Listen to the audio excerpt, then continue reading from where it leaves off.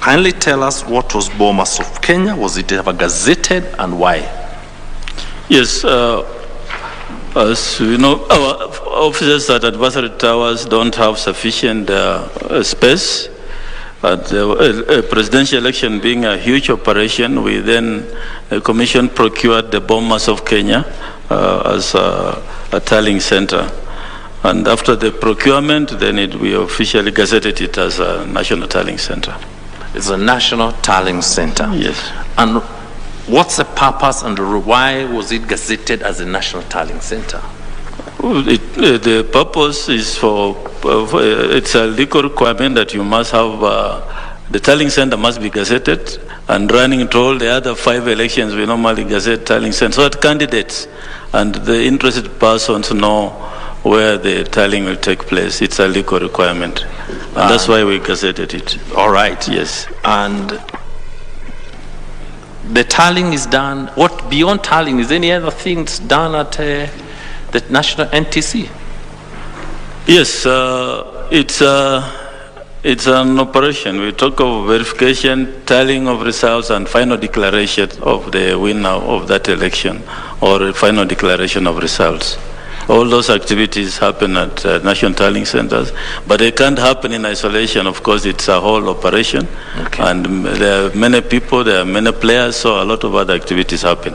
Right. And yes. I don't say this in jest, but you will hear mention of Nairobi Serena Hotel and other places. I believe you have only one national tallying center. The national tallying center was at Bomas of Kenya, and there's no other national tallying center for purpose of 2022 general elections. Purposes of 2022 general elections. Now, we go to the next point. You talk about what you did to enhance transparency, and this you start at paragraph 42 all the way to 45. And the issue of verification, I can bet it will come up in cross-examination. And I need you say you did it in an open way, and I would want you to explain the processes done in verification and how you managed it as the chairman of the Iebc. Yes, first we gazetted the results path. Secondly... So what was the result path? The result path is as per the Gazette notice laid out in paragraph 37, which runs up to paragraph, yes, the entire paragraph 37. Yes. Would you like me to go through it? Just very briefly, so that we flow together. So election takes place at the constituencies and at the polling stations. For purpose of presidential election, the voting and counting is done at the constituency. At the polling station, and then we have Form 34A filled by the presiding officer and signed by the presiding officer and the agents. And once that is done, the form is scanned and transmitted to the National Tallying Center and the Constituency Tallying Center. And we had a copy of the same going to the public portal. So that is the genesis of the election. Before you move, in the affidavit of the first affidavit, you talked about technology and the basis why it had to go to the public portal. Kindly explain. Yes, so for purposes of the election, we then set up a public portal to ensure that all the results are deposited in the public portal, and anybody who wishes to interact with the results, not just Kenyans but the whole world, would have an opportunity to interact with the results. Did that portal have a password, or are you saying every citizen of this great republic and any person anywhere in the world could access it? Yes, we did not have a password for the portal. Just log in Iebc and you get into the portal. What we ensured is that we have sufficient firewalls so that those who intended to penetrate or crash it would not be able to. And I believe many people interacted with the portal. From the records we have, we had 386 million people worldwide interacting in the portal, and about, I think, mostly from Kenya, there were about 300, but the 80 million were from the rest of the world. Right. So you're saying 386 million? Yes, interacted. In a country of 50 million interacted with the portal? Yes. Thank you very much. Let's go back to paragraph 42. Let's go to, you are explaining now the verification, how it was done. Yes, so the verification was done in line with the results path, and at the Bomas of Kenya, then we set up in the auditorium various desks which were to carry out the verification. And this then was done in an open and transparent manner. As it was done, do you know when it started? We got, I think, we set up the desks way before the election date, and the first results came in, I think, from the 10th of August. 10th of August? Yeah, 10th of August, yes. It involved who in particular? Only IEBC officials or commissioners? The desks had IEBC officials with agents. Each desk has an IEBC official who had to deal with the data. We had the agents of the 4 presidential candidates, and we had also then there's a chair for the returning officer when he comes. He or she comes from the constituency to present the results. So that was the composition of the desks at the auditorium. So in the process, once you verify, what would happen, which you've explained? Yes. What were we verifying? Yes. We had the results in the portal, in the scanned form 34A. Then we had results now at the constituency. The constituency returning officer collects all the results from 34As from all the polling stations, fills from 34B, and then brings it to the National Tallying Center. So at the National Tallying Center, the team was looking at what was in the portal versus the original Form 34S brought in by the returning officer as against the 34B. And if there are any errors, most of the errors were around the populating of 34B, then the error forms were filled, and the result forms then were not, none could be changed to just fill the error forms. And those error forms were all then submitted to the commission. So the team was verifying all these results, and once the verification was done and everybody's happy, then the results are posted. The Form 34As are populated into Form 34C by another team that was sitting on the auditorium, the ICT team. So then Form 34C would be automatically be generated. Yes. Thank you. Now, when you say it's automatically generated, I need you to explain what you mean and whether it was then in a place where the public would view. Yes, all the desks were in the open. In this auditorium, we had observers, we had members of the public who were accredited to be present, and it was in an open place. Even the ICT team was seated in the auditorium on their own desk. Now, so it's an open process. Were the commissioners kept in the dark, or were they aware or involved in any way? All, so how? Yes. I say all the 6 commissioners were with me in the auditorium right from the beginning, and they were all over the auditorium assisting in the exercise of tallying and verification. Okay. And as the verification was happening, we could see announcements being made by commissioners. Kindly explain how that was happening. Yes.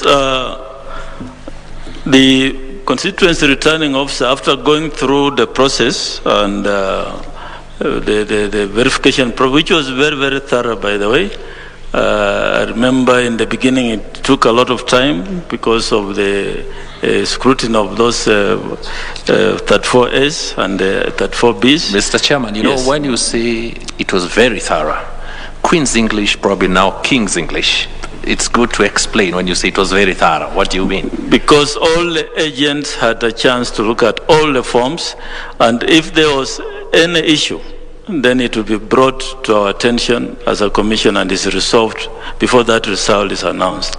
And in fact, at the end of the day, then after everything is clear, then the commissioners would go and announce the result. I announced the first result. I think that was Mutembei East, and then the rest were done by the commissioners. So you are saying it was thorough, Yes, involved everyone, yes, the commissioners also? yes. Everybody was involved. All right. Yeah. Was there any point where, and I mean particular, Commissioner Irene Masid came and said, this, what you have verified as the results, looking at the portal or what was scanned at the polling station, is a problem or is not correct? I'm not aware of any such issue being raised by Commissioner Masit about the results being or not being correct. Not being correct. Yeah. And this announcement, you're saying you did the first one. Who did the other announcements? And how many announcements were there, if you have the numbers, so you know how many were remaining? Who were doing them? We have 291 returning officers for the 2022 general elections, presidential elections, and all the rest of the announcements or for the results was done by the commissioners. I don't have figures as to who announced how many, but the rest of the commissioners did the announcement. We will get to the point where Commissioner Irene Masit appears to have an issue, but did she make announcements herself? Yes, she did. She announced quite a number of constituency results for presidential election. And during her announcement, did she raise any issue? You are asking me to announce this. I have a problem. Was there any issue raised? Not from Commissioner Masit.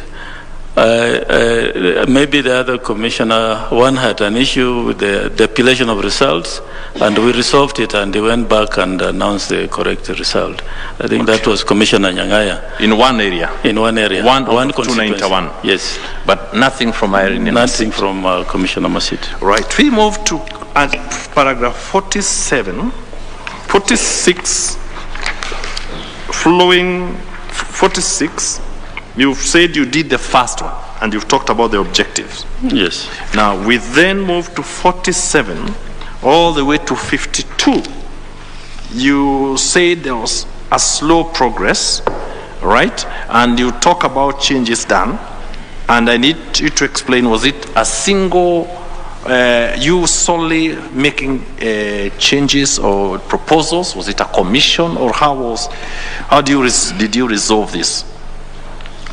Yes, we had a workflow plan which had been put in place, and after the first 3 days, we realized we had only done about 35 to 40 constituencies. Then we realized, given the constitutional timelines, which require that we complete the exercise within 7 days, we realized we would not be able to finish this exercise at that slow pace. So we called for a commission meeting, an informal meeting. We had many meetings, by the way, on every issue that arose, and we agreed that we change the format of doing things so that we increase the number of verification desks to 14 from 7, 14 or 15, and then also we changed the format so that we could fast track the process.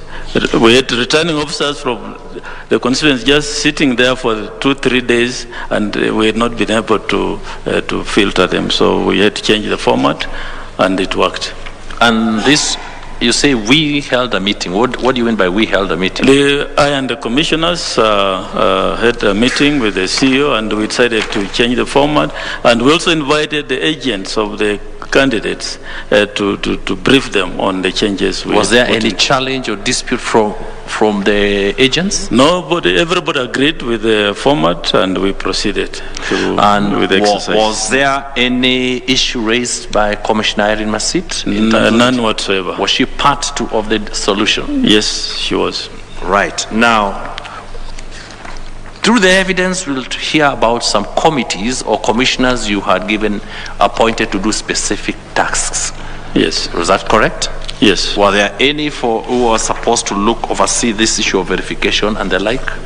Yes, for purposes of the verification, all commissioners participated in the exercise of verification and tallying, but as part of governance, you cannot just have everybody doing everything. Bombers was a huge operation, and so it put in place a mechanism where commissioners would oversee certain functions, and this then was in preparation for the tallying and the period of tallying itself. So I set up committees as part of corporate governance for each management of the center, and for purposes of the coordinating activities in the National Tallying Center, Professor Gulier and Hussein Marijan and a team of staff were in charge of that operation. And was there a role for Commissioner Irene Masit? Yes, Commissioner Masit and Commissioner Wanderi were put in charge of security and welfare. What do I mean by security? As a commission, of course, we have to work with the National Police Service and other operations where we have security not just for the center, but this was security for the whole country, where we deployed over 100,000 police officers to man the elections. And all the complaints were ending up at the commission. And so this was security and welfare of staff. Then we had also Commissioner Molu and Vice Chairperson Juliana in charge of a media center and the call center. So those were the major areas of operation. And as you set up these committees and put together your commissioners and staff to assist, were there any problems or any challenges, especially from Commissioner Irene Masit? There were no challenges from the rest, except Commissioner Masit came and told me she can't work with Commissioner Wanderi.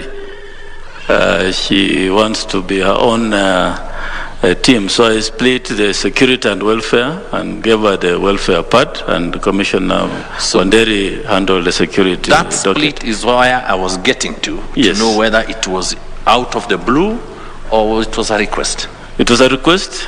And Commissioner Wanderi also came and said, I can't work with Commissioner Masit. Okay. And so I said, okay, fine. So we...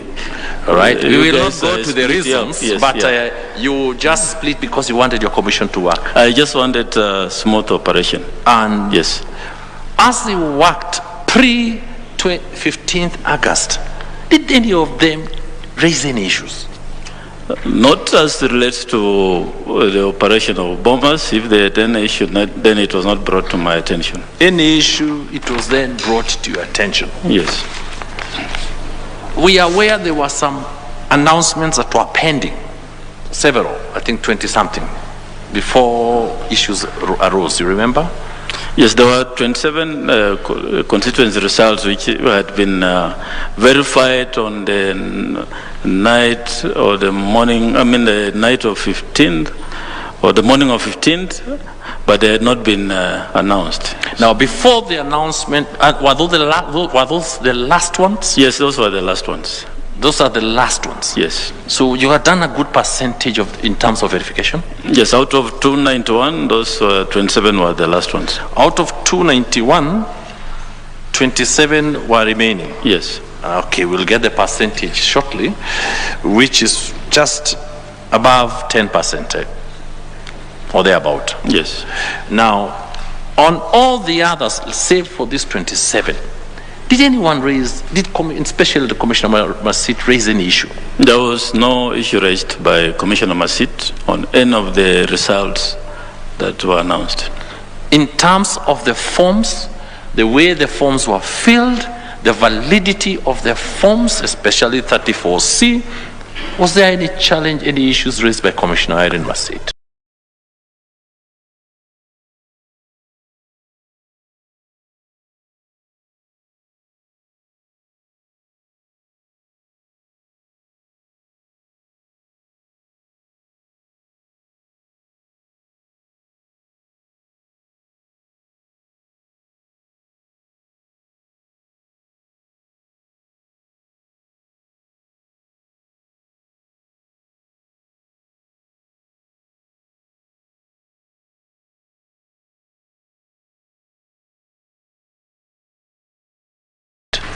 None whatsoever.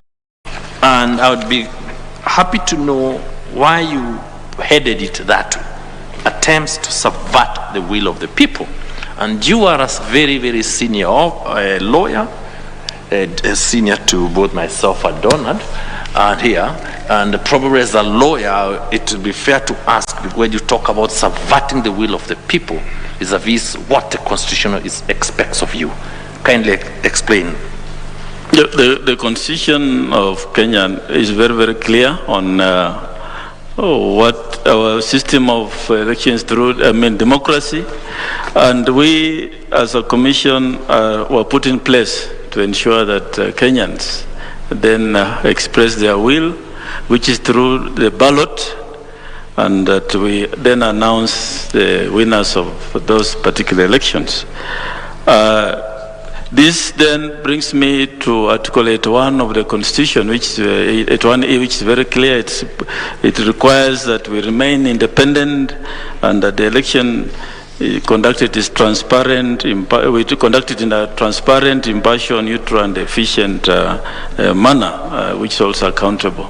So, as a commission, we are referees, and as a referee, then you expect that you do your work fairly to everyone. And so these activities which were listed here, were then attempts to divert the commission from what the Constitution expects of us. Were they then attempts to breach or violate the Constitution?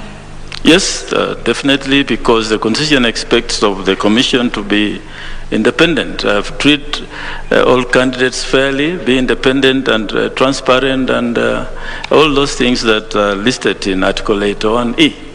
Now, anything short of that, then it negates what is expected. And we also have Article 249, which is also clear that we ought to do our work without, in accordance with the Constitution, and without interference from anyone. And also our oath of office is very, very clear. It reiterates all those things.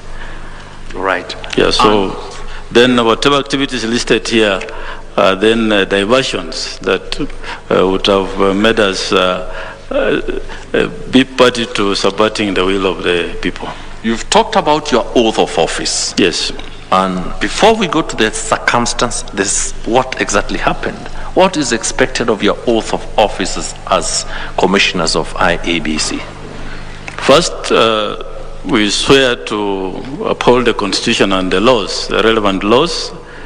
And of course, it reiterates, it's in sync with Article 249, which says we only obey the Constitution and the law, and not any individual authority. And that is then expounded by Article 81E as to then carries the issue of impartiality and independence.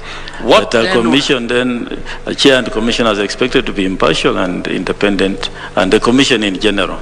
Then if that's the oath of office, what then if you commissioners of commissioners then support attempts to subvert the will of the people? Then we would have simply acted against the Constitution, and he should be held to account if one goes outside his oath of office. It's gone outside oath of office. Yes. Thank you very much. I will jump paragraph 57, because the people mentioned there are not here. I'll go to paragraph 58. Now, there was an incident at 3 a.m. on the 15th of August when you visited by some people mentioned there. Yes. 3 a.m., had you slept or were you working through the day and through the night? We were working 24/7. For the 5 days, I never went home to sleep. You never went home? Yes, I went home only to refresh and change and come back. Okay. Yeah, but we were working day and night, and most of the commissioners were also there. Maybe one or two to go rest and come, and it's like we just had to work. Now, you say that somebody contacted you that you had these guests. Yes. Kindly explain who contacted you. And you talk about several attempts. Kindly explain. Paragraph 58. Yes, the auditorium and the holding room are adjoined, and we are also operating from the holding room, working from there. And then I got messages from members of staff, from my security detail, that this gentleman and commissioners, that this gentleman wanted to see me. And this was around that time. So then they came in. Actually, I didn't say yes, they should come in, but they came in just like that, uninvited. They just walked in. And where you were in the boardroom, the office? I was in the holding room. Okay.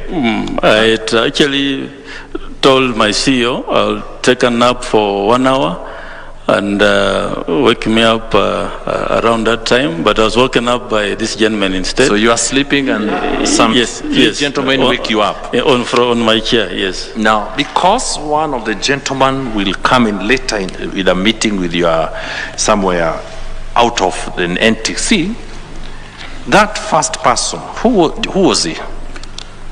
That is Honorable Rafael Tuju. He was at that point in time a cabinet secretary in the previous government, and he just he came there on behalf of the Azimio party. And did Azimio have a presidential candidate? Yes, it had a presidential candidate and also a chief agent. They had a chief agent? We had agreed that any issues which involves candidates should be raised by chief agent. All right. So yes. This is somebody from the Azimio camp. There was a senator also. Yes, Senator Amos Wako, former Attorney General, was also in the group. All right. Among the three people. Okay. Let me not mention my colleague. Now, this people, excuse me. You can't choose whom to mention, whom not to mention. So okay, very well. So choose the third person. It's not me. Very well. The third person? The third person is Advocate Kyalombobu. Yes. Who introduced himself as such. Yes. Introduced himself as an advocate. Yes. Right. Now, you then say that the attempt was to discuss tallying and results. Yes. How did you know that this is what they wanted to discuss? They introduced the purpose of the visit, that they wanted to discuss about the tallying and the ongoing process. And I then told them if that's the case, then I'll ask the commissioners to join us in the meeting, because it's a matter then that would involve the whole commission. Why didn't you discuss with them? They found you, they've come to see you. The election operation is not the chairperson's operation alone. It's the commission then that would make any decision as to matters that led to the entire election. So in all these matters that affect elections, I've always taken the liberty as chair to invite commissioners if there are issues to discuss. And this is what I adopted throughout the Bomas time and even before. There must be a bigger reason why you didn't want to meet them alone. 3 a.m. in the morning and 3 gentlemen to discuss elections. I think that was reason enough. That was reason enough. Yes.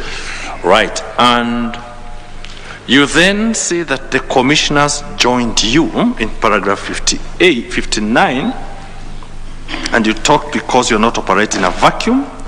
I need you to say at what time did these others join you and where did they join you? The commissioners were on the floor of the auditorium doing what they were doing, participating in the tallying and verification, and it just took a minute or two for them to come and join us. So they joined you in the holding place? Yes, yes. Right. Yeah. Was Commissioner Irene Masit one of them? Yes. So she was present? Yes, she was present. She was present in this meeting? Yes, I'm sure. Now, you then go on to explain in paragraph 59 and 56, and of concern is where you talk about moderation in paragraph 60. Yes. I need you to explain what was this request and what did they mean by saying moderation? In 59, the first to speak was Senator Amos Wako, who said that as former Attorney General, remember elections were at some point managed in the Attorney General's office, and Attorney General's office was very, very powerful as regards the election. He said we should not operate in a vacuum. We should look at the bigger picture for the country, and as a former election supervisor, then when you reach this kind of situation, you can moderate results and achieve stability of the country. Then we had also Honorable Tuchu spoke. He said that it was necessary that we moderate these results in favor of Baba, and that any contrary declaration of results would plunge the country into chaos. Okay, so because these proceedings are recorded, when you say in favor of Baba, what do you mean? I understood Baba to mean the Asmio presidential candidate, because that's what they call him. Who was who? Raila Odinga. Raila Odinga. Yes. So the moderation was to be in favor of Raila Odinga. Yes. And you then flow to the issue of runoff in paragraph 60. Can you explain? You said that in the alternative, if it was not possible to moderate the results in that manner, then we should ensure that there is a runoff. How? He didn't say how. I also don't know how that would be done. Okay, what moderation? Did you know how it was to be done? I had no idea how it would, because the elections reflect the will of the people, and as I said, from 34A is announced at the polling station and transmitted to the portal. So any form of moderation would not be possible. So without sounding political, what you're saying is coming from bottom up, or from the polling station up to the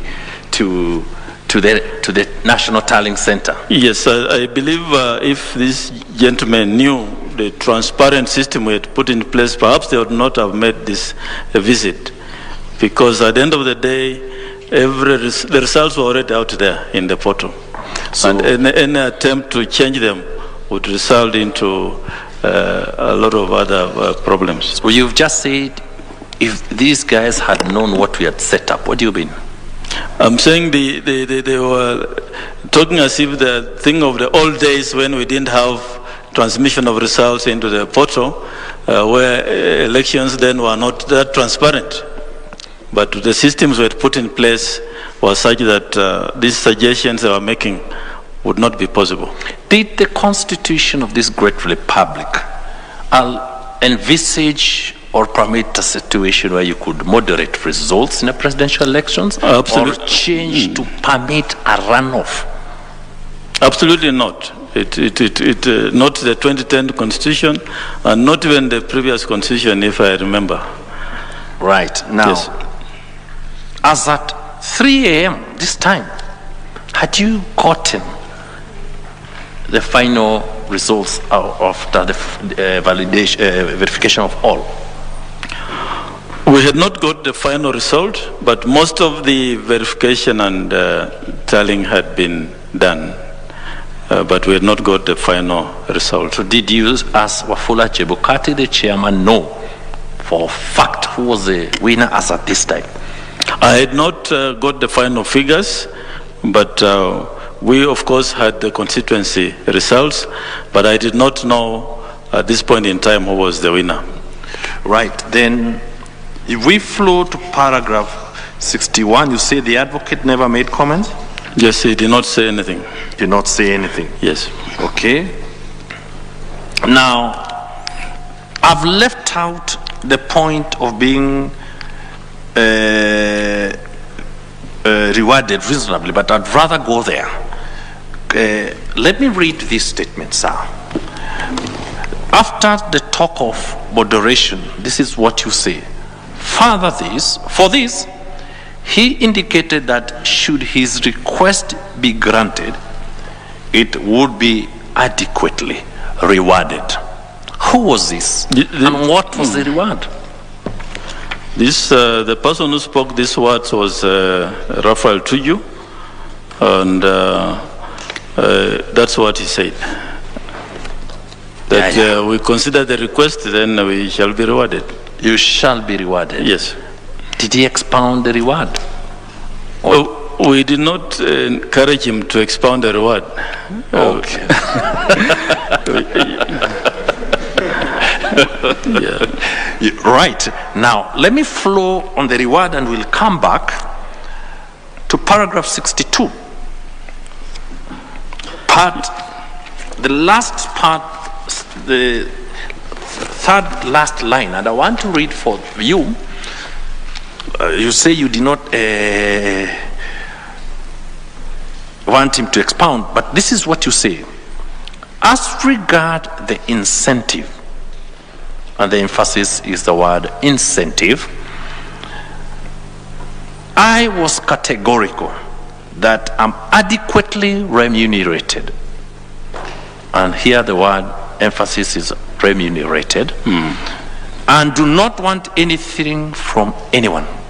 Do not want anything from anyone. Professor Gulie, Commissioner Molu, supported this view. The team left. Now, was Commissioner Irene Masit part of this meeting? Yes, she was. How come you did not mention her as supporting you? Or was she part of the incentive? And why did you use the word incentive and remuneration, sir? Yeah, prior to that, just to put it in context, I invited the commissioners one by one to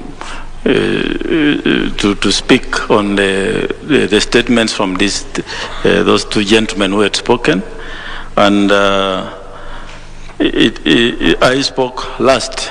And when I was responding to it is when I said these things about remuneration, which Commissioner Molo and the Professor supported the view. So the others had already spoken. The other commissioners had already spoken. Sorry to cut you. You know, reward could be by way of prayers for you and your family, could be by way of others. There must be a reason why you use the word remunerated. Because those were the sentiments. Those were the sentiments. Yeah, that's what was expressed. Monetary. Yes. Monetary. Yeah. Right, go on. Yeah. Let's go on then. So what I'm saying is all the commissioners had a chance to speak. As usual, I normally allow them to express their views in any meeting. And this was one of those meetings. So basically, the commissioner must sit alongside the other three, said that we should consider this these statements from the two gentlemen very seriously. You should consider Yes. the reward seriously. Not the reward, the statements. We are talking about the reward here. About the reward, they did not say anything. The Commissioner Masi did not say anything about the reward. Okay. Yeah, but it was more about the request. All right. Yes. But you see, you adopted this statement, this affidavit. This is an affidavit under oath. Yes. You are a very senior lawyer. You know the meaning of an affidavit under oath. Yes. You said you mentioned only two to have supported you. So the inference is the other way. I think we need to read the whole paragraph in context. The support here from Commissioner Molo and Professor was more on the substantive issue which was raised as to whether we should moderate the results or not. Right. Not on the issue of reward. So you Yes. had people who wanted to bribe, technically, the commissioners to subvert the will of the people. Yes. That's what you're saying. That is exactly what they left no doubt that was. And you are aware, is that an offense under our penal code? Not just penal code, even Election Offences Act. Even Election Offences Act. Yes. And this, right, let me not go beyond. Let's go back to moderation. In respect to moderation and forcing a runoff, you then talked about giving the other people to have a chance to speak in paragraph 62. Yes. What was the position of Commissioner Irene Masit? Very specific on those two. Yes. Commissioner Irene Masit with. Just hold on. Just hold on. Yes.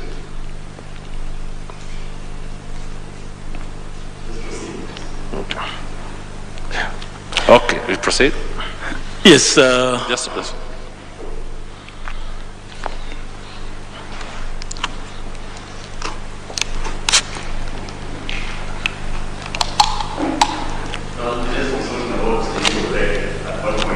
All right. In fact, I wanted after probably another 10-15 minutes, we take a health break. Very well. Then we'll take a health break. Very well. Thank you very much, sir. Now,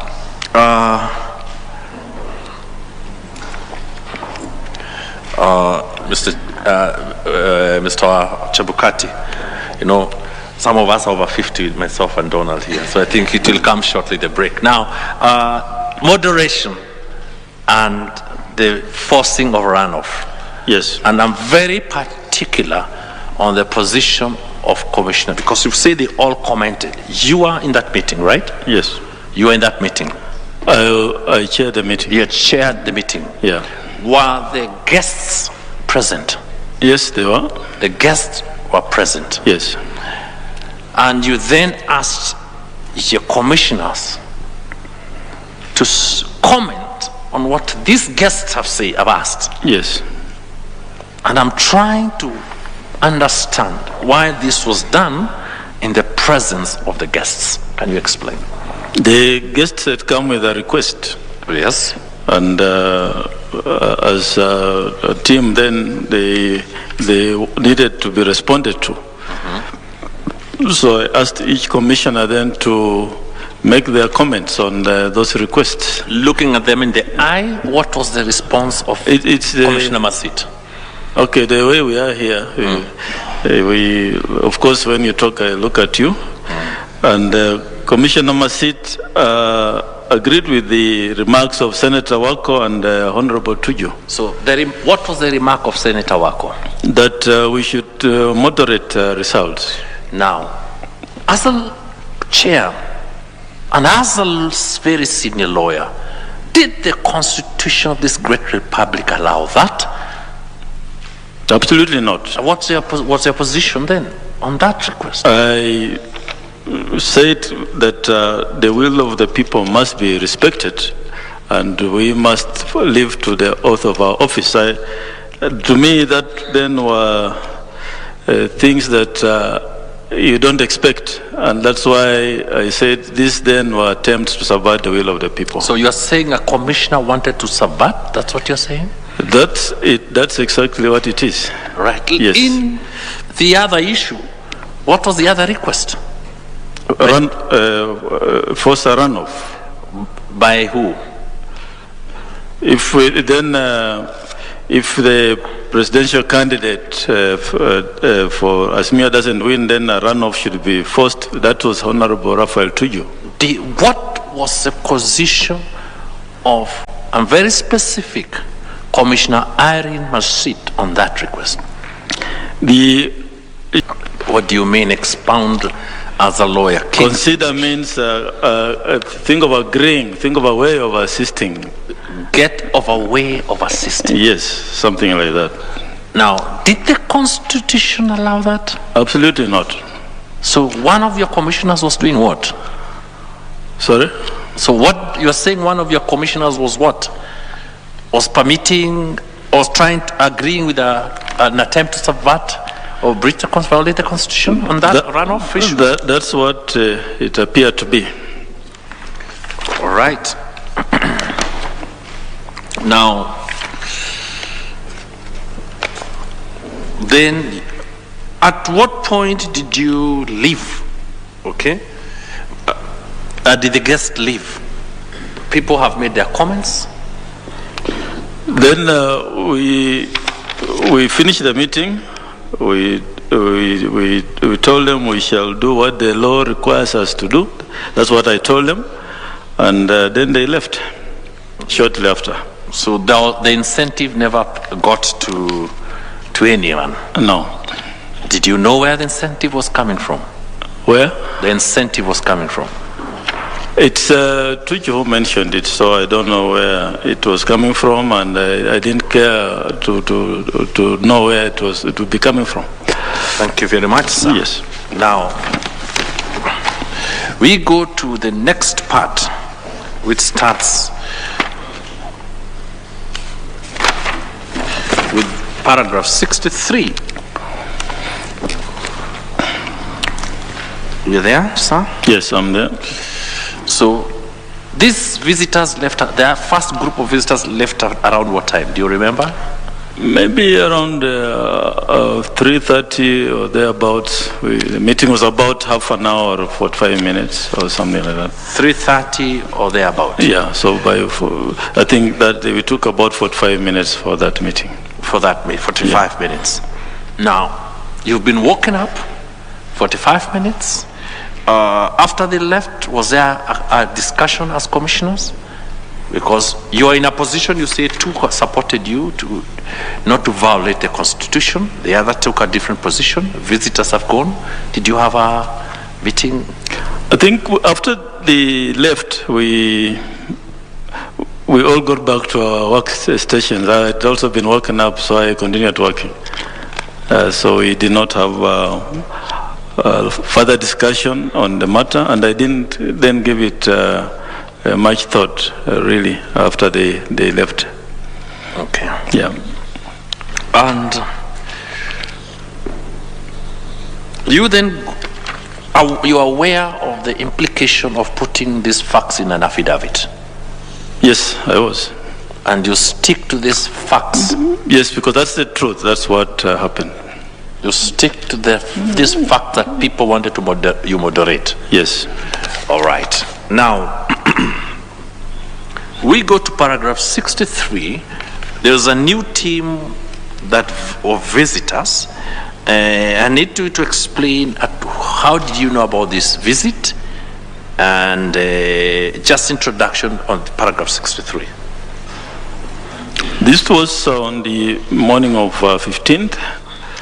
I received a call around 9 a.m. from the head of public service then, Mr. Joseph Kinywa, that a team from National Security Advisory Committee will be coming to see me and requesting me to see them. And he said they will be talking briefly about assumption of office. Later on, the purpose of the meeting from the call was assumption of office. Yeah, that's what Mr. Kenyans said. Did you have any problem discussing assumption of office? Absolutely not. I mean, I didn't know how I come in, but they wanted to discuss it, and I said, it's okay. Right. Now, let's talk about whether there was an issue of assumption of office discussed. Then flow to paragraph 65 and the visit at paragraph 66. Yes, so because of other duties we were undertaking, we said they need to wait. We managed to see them at 2 p.m. I and the commissioners met them at 2 p.m. Where was the meeting? The meeting took place at the CEO's office boardroom at the Bomas of Kenya, the CEO of Bomas of Kenya's boardroom. Now, this meeting, was it attended by all commissioners? And to be specific, was Commissioner Irene Masit present? Yes, Commissioner Irene Masit was present together with all the 5 others in this meeting. In this meeting? Yes. Now, from my reading of paragraph 65 flowing to 66, it appears as though there was already an arranged, pre-planned meeting apart from the one of these visitors. Yes, I had informed the commissioners that we should have a meeting at 2 to be briefed, or rather to look at the final results before declaration. And so we were meeting specifically to look at the results as stipulated in Form 34C, which we had asked the CEO to print and bring to the boardroom. So this was our meeting. In this meeting, prior to this meeting, had any of the commissioners seen Form 34C? That Form 34C had not been printed, and none of us had seen it. Had not been printed, yes. None of you had seen it? Yes. Had any of you known the final results as prior to this meeting? The final tally had not been known, disclosed to us, but all the constituency results were out there. So all constituency results were out there? Yes. You mean we had finished tallying and verification, and the commissioners had been announcing them, and all the results were there. When you say they are out there, because these proceedings are recorded, I need clarity. What you mean when you say they are out there? We mentioned the scenario of the auditorium where the tallying and verification was ongoing, and populating of Form C was happening, and so the results were there. After verification, all the constituency results were available. In the portal or where? No, with the commissioners, with the team, with the Iebc team. With the Iebc team? Yes. Now, prior to this meeting, was there any problem amongst the commissioners? No. No. Not that I'm aware of. Any disagreements? Not at all? No. Right. So, you meet at 2 o'clock, and you are clear in paragraph 66, you wanted to declare a declaration, right? Then you, flowing to paragraph 67, you say then you decided to meet the commissioners. Kindly explain. We decided to meet as a commission before declaration, so that we can look at the final result, which we were going to declare. But before that, we then said, since we have visitors, let's attend to them first. Right. Yes. Are the visitors the one mentioned in paragraph 67? Yes. And you said they were coming on behalf of? The National Security Advisory Committee. Now, you then talk about introduction, composition, deliberate selection, and the magnitude of the message. Kindly explain. Yes, so the team leader, Mr. Kennedy Kihara, introduced the team of the 4 introduced himself and the participants, Mr. Kenneth Ogeto, Solicitor General, Mr. Hilary Mutembei, Inspector General of Police, and Lieutenant General Francis Omondo Gola, the Vice Chief of the Defense Forces. That was the team. Yes. And he said this team has been carefully selected to come for this meeting. And he proceeded then to, after the introductions from all of us, he proceeded to deliver a message. He said they had a message for us. Message from who? From the NSAC, the National Security Advisory Committee. Paragraph 69, flowing to 70, you talk about the message. Kindly explain. Yes, the message was that if I declared the final election results in favor of Honorable William Samoei Ruto as president-elect, the country is going to burn. And he proceeded to tell us that the already skirmishes had started in the country. Kikuyus and Luos were already fighting. And he cited several slums, including Kibera and Mathare, on the basis of what he termed betrayal by the Kikuyus. Betrayal by the Kikuyus. That was his message. Right. Yes. Paragraph 70, he went on to caution. He went on to caution that if we proceeded with the declaration of Honorable Ruto as president-elect and chaos erupt, then the blood of Kenyans, the blood of the dead Kenyans will be on our hands. And he said all of us, 7 of us, the commissioners and myself, will be held responsible. Now, how did you take that message to you and the commissioners? Well, this then was obviously, this is a national security advisory team, the top organ of government. And a message of that nature then was outrightly a threat to the independence of the commission. It's a threat to the independence of the commission? Yes. Yes. That's how I took it. And as at the time they were speaking, had the final results verified been with you people? We had not received the final Form 34C from the CEO. We were waiting for it. But as I said, these results were already out there. I remember we had a public portal where everybody interacted with, and people did their own tallying. So people could have done their tallying and known who is the winner? Yes. But you?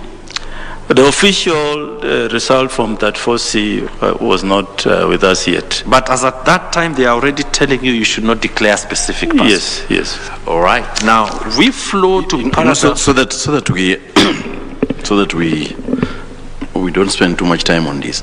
You see, you've verified the results. Yes.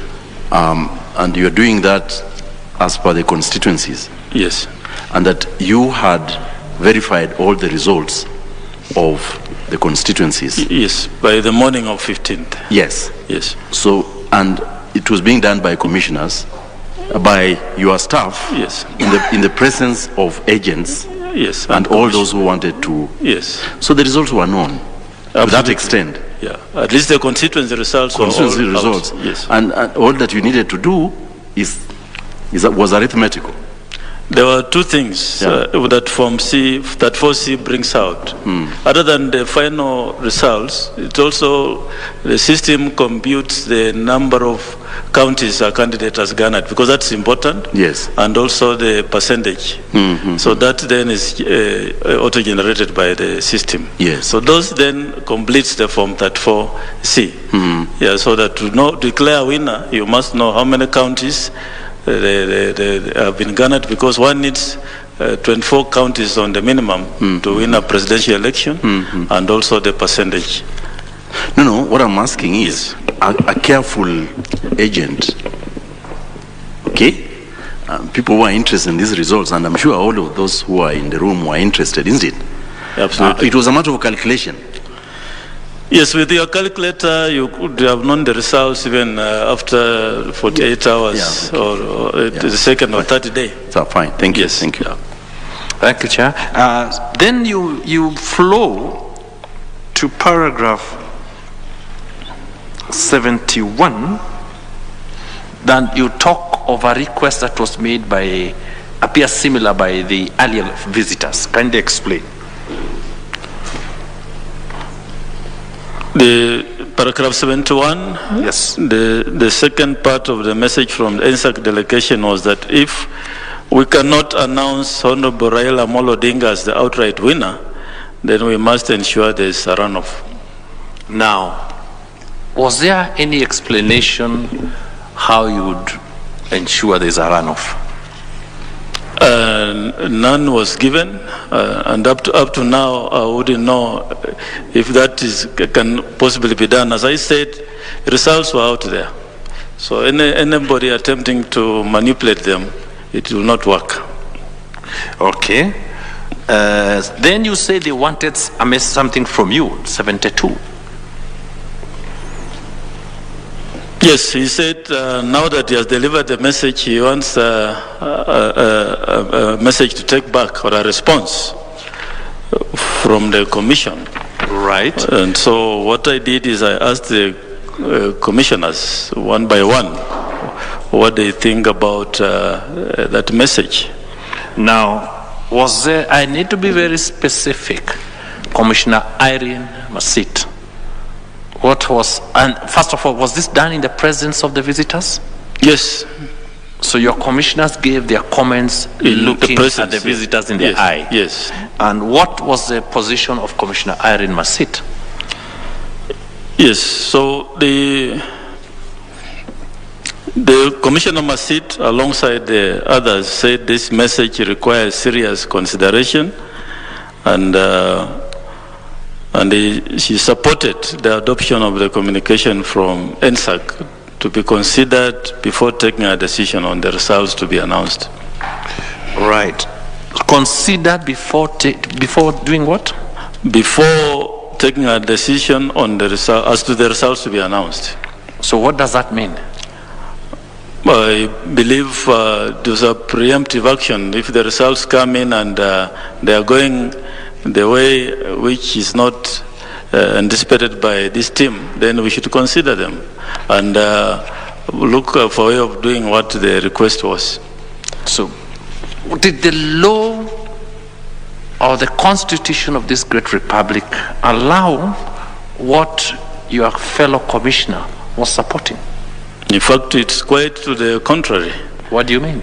The constitution was set up to ensure that this kind of things don't happen. Remember, the commission is independent and it's about the will of the people. That's what we exist to protect. Without going to legal maxims that we don't like, is that the commissioner wanted subversion of the will? Well, from the expression of what they said and saying we should consider NSAC message, that is exactly subversion of the will of the people. Subversion of the will of the people. Yes. Did you, then what happened? The NSAC team left, and the CEO then, Mr. Marijan, brought in the Form 34C. Oh, very well. Yes. We can stop there. Yeah, we'll leave it at that. We take 15-20 minutes break, then we resume. Thank you very much.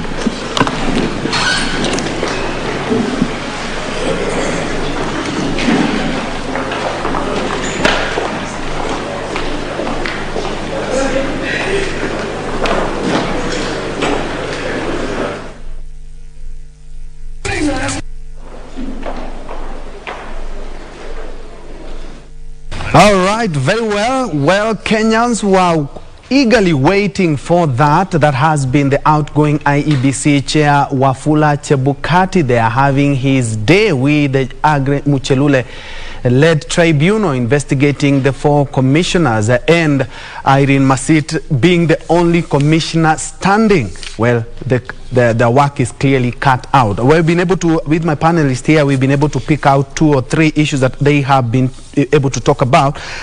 With the IEBC chair talking about there was claims of moderation, forcing a runoff. The National Security Council, they are cautioning the IEBC in regards to that, saying that